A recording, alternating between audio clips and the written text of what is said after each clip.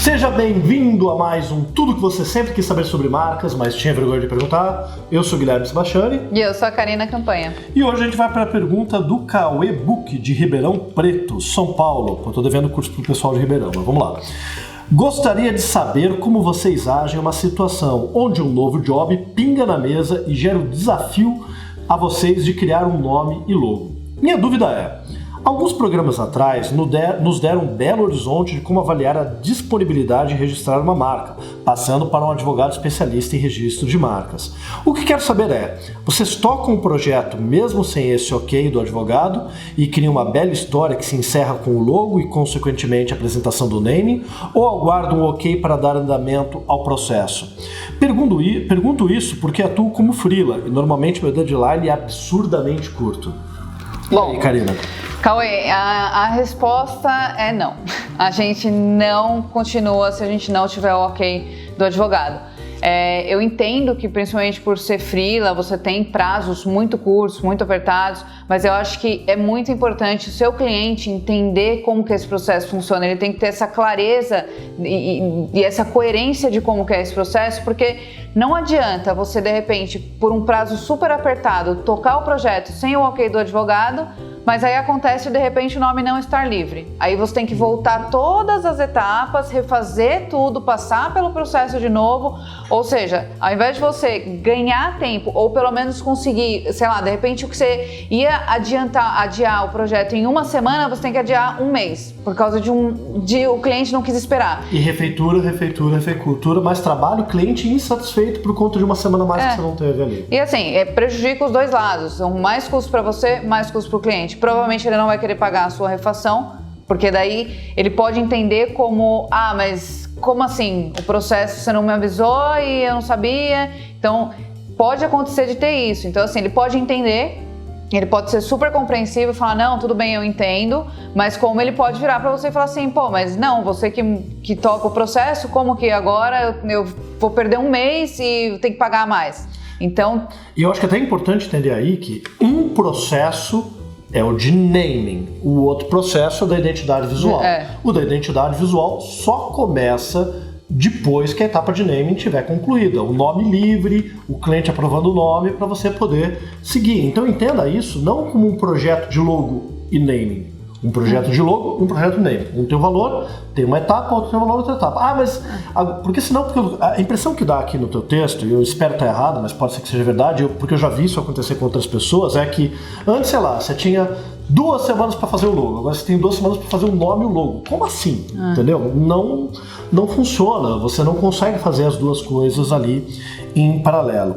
Mas eu queria destrinchar um pouco a pergunta dele, Karina. Eu quero começar, até porque tem outras coisas interessantes no que você perguntou, que eu acho que dá para mudar um pouquinho a tua perspectiva. Então, primeiro, gostaria de saber como vocês agem em uma situação onde um novo job pinga na mesa. Começa por aí, o job não pinga na mesa, o job não aparece. Em todo o processo que a gente está em contato com o cliente vendendo o trabalho, a gente está esclarecendo para ele, olha, o trabalho demora tanto tempo, ele demora tanto tempo por conta de A, B, C necessidades, porque a gente vai fazer antes uma pesquisa dos teus concorrentes, entender do teu mercado. Então, no momento que a gente mostra o processo para ele, ele entende que aquele processo demora um tempo a mais. Mas eu tenho pouco tempo. Tá, mas então você vai querer que a gente elimine o quê? Elimine a pesquisa com o advogado para saber se o nome está livre? Que a gente elimine a pesquisa no teu mercado para entender o que pode ser um bom nome para o teu público? Como é que vai ser se daqui a 2 anos, 3 anos você descobrir que o teu nome tem um problema? E não é mudar o nome simplesmente, é todos os custos em mudar a comunicação, publicidade, site, assim por diante. Quando você traz essa lógica para o cliente, ele, né? É uma coisa que a gente trata. E às vezes não tem, o problema não aparece nem 1 ou 2 anos depois, ele aparece 2, 3 meses depois. Então aí... Você vai ser ocupado. Né? Esse que é o problema, sabe? E até tem acho que a gente até vai falar mais no final da pergunta, então vamos continuar destrinchando aqui. Não, pode interromper, não tem problema. E aí continua, pinga na mesa e gera o desafio a vocês de criar um nome logo. Cara, eu tenho que dizer pra vocês o seguinte, não é um desafio, é só um trabalho. Eu acho que também essa coisa do desafio pode ser que seja uma palavra interessante e, claro, tem alguns projetos que são mais complicados, sempre tem. Mas tem que ter um processo, você tem que ter uma metodologia, porque ter essas etapas bem definidas fazem com que não seja um desafio, aquela agonia de, puxa, mas como é que eu vou criar essa marca? Eu fui ajudar agora um amigo meu, por fora aqui do escritório, a fazer um trabalho de identidade para ele, que ele está se candidatando como vereador, e eu quis não envolver o escritório, e aí, no momento que eu fui fazer, eu vi que travava, eu vi que virou um desafio. Por quê? Porque eu não estava seguindo um processo metodológico. Então tem que ter um processo passo a passo, e isso ajuda a linkar exatamente isso para o teu cliente. Se você tem uma metodologia, deixa claro para ele como funciona, quais são as etapas, ele entende que precisa de um prazo a mais, ele entende o porquê da etapa, o projeto deixa de ser um desafio, e aí você não fica mais tão apertado, né, com a falta de tempo.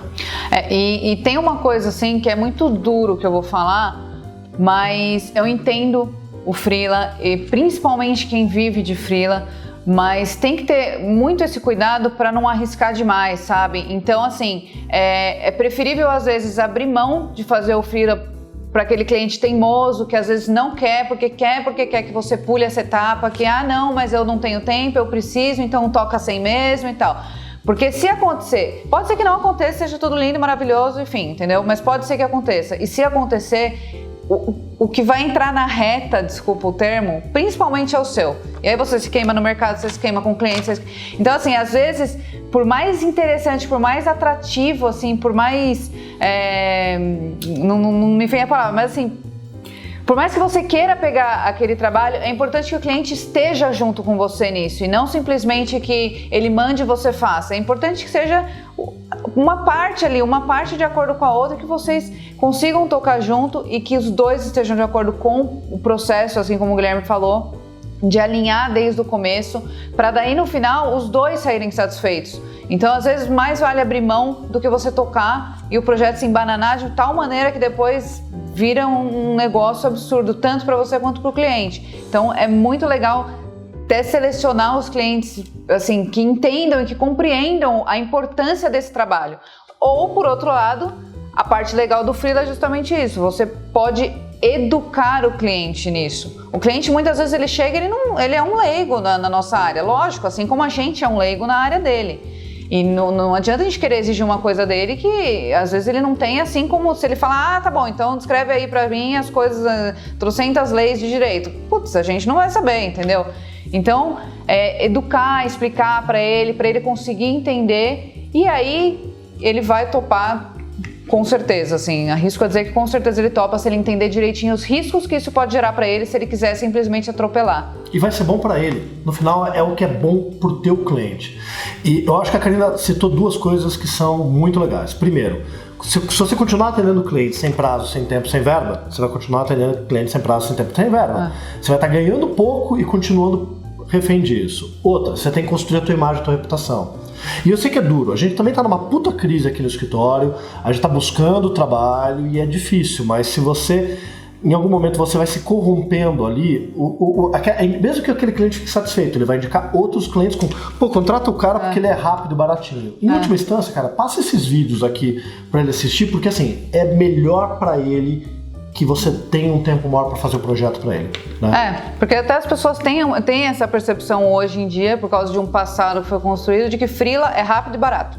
E não precisava ser. E não precisa ser. Não precisava, não precisa ser. Aí entra o papel de quando a pessoa faz um freela, de quando um designer, qualquer outra pessoa de qualquer outra área faz um freela, de pôr isso na mesa e falar, não, peraí, não é porque eu sou freela que eu trabalho de qualquer jeito, ou que, vou fazer só para ganhar o dinheiro. Não, vamos jogar limpo, vamos ver o que é realmente melhor para o cliente, que todo mundo saia satisfeito. Muito bom. É isso aí. Esse foi mais um Tudo que você sempre quis saber sobre marcas, mas tinha vergonha de perguntar, e até o próximo. Até.